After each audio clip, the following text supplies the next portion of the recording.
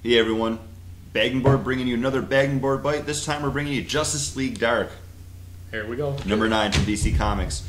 Written by Jeff Lemire, one of Paul's favorites. Yep. Art by Mikkel Janin. I have to say, I wasn't a big fan of Justice League number 1 when that came out. Justice League Dark. Justice League Dark number 1, I should say. You can find our Bagging Board bite for that over on the side there. Check it out. I enjoyed it. Not great. This one, though, really grabbed me. You know why? Focused on one character. And it was a what? Bringing a band Bring a together. band back together, much like in Earth 2. You can find that one over on the side, too. Check it out. I know. Really focused on Constantine here. Maybe a little too much. But what I loved was the little hint that, yes, the Antenna did have a dad, and he was awesome. He was Zatara. awesome. Is that Tara? Yeah. And his hat is in this mystical Warehouse 13 kind of government-run agency bunker where they keep all the mystic items, Indiana Jones style, locked up, so maybe villains can't get these artifacts of power. Mm. And they come, the government, who knows who the man comes and knock into John Constantine's door. Sends Steve Trevor in, who's really becoming what I equate the DCNU version of Agent Nick Fury. Coulson? Well, yeah. It's kind of the same. Agent Casper. He's that guy. West Wing. He's that guy that's kind of getting everyone together. We're seeing him up here a lot more. And we're going to see a bunch more of him showing up in the Team 7 book that's coming out from DC in September, too. Team 7. Team 7. Not Suicide Squad. No. Shh. Suicide Squad wasn't canceled. No. It's still going.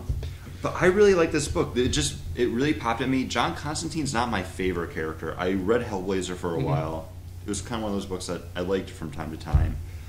This one, the voice is a little bit different on him, but it's still a good book. I like Not seeing... quite British. not quite British enough. There's no accent in those panels there. Yeah. But I like seeing Zatanna in here.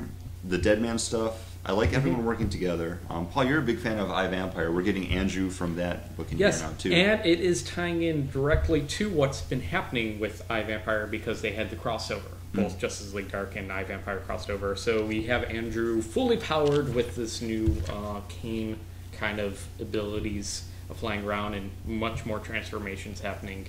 But the villain really takes the cake here. Villain is Phoenix Faust, and the art in this, I'm going to show you because it's just brilliant. It's glowing gorgeous, off the page. Gorgeous artwork.